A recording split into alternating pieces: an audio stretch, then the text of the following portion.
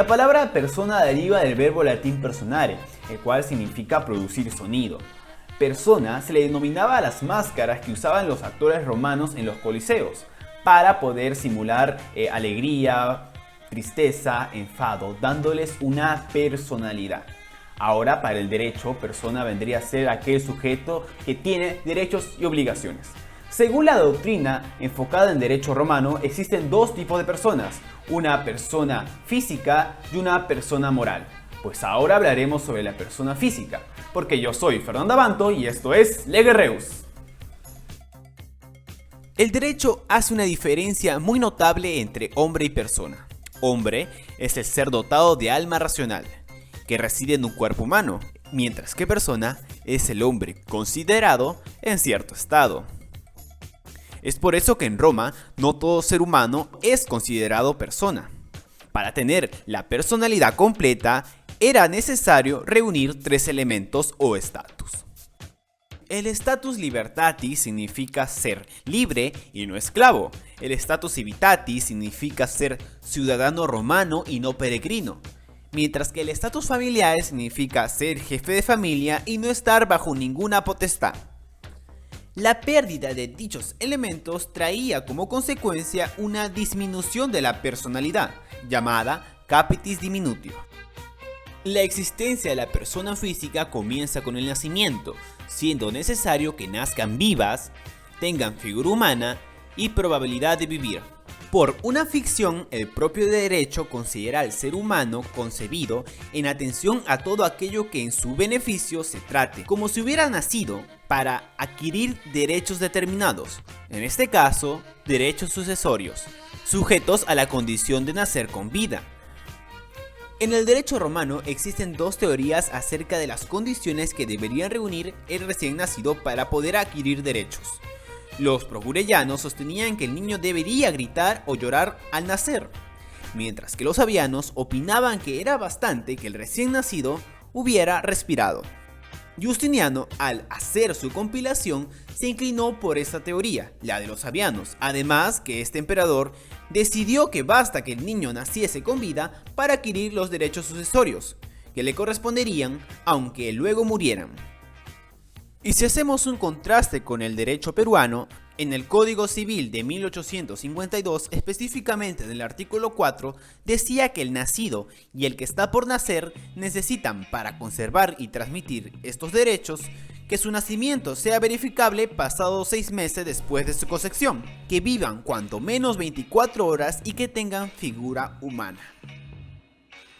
Ahora empezaremos a hablar acerca de la capacidad jurídica y la capacidad de obrar de la persona física. La persona o sujeto de derecho es el ente con la capacidad jurídica, esto es, con la actitud legal o jurídica que le permite ser titular de derechos y obligaciones. Esta capacidad la tenía el hombre libre, el ciudadano y el jefe de familia, es decir, aquellos que tenían los status libertatis, civitatis y familiae, quienes le otorgaban al hombre la plena capacidad jurídica. La capacidad jurídica o capacidad de derecho debería complementarse con la actitud o la capacidad que permite ejercer por sí mismo los derechos. Esta es la llamada capacidad de obrar.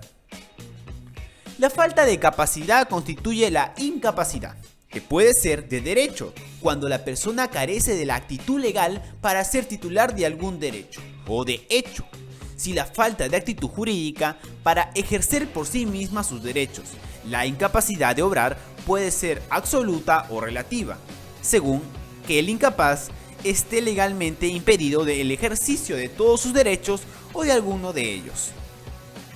Entonces, ¿cuáles serían esas causas que modifican mi capacidad de derecho y de obrar?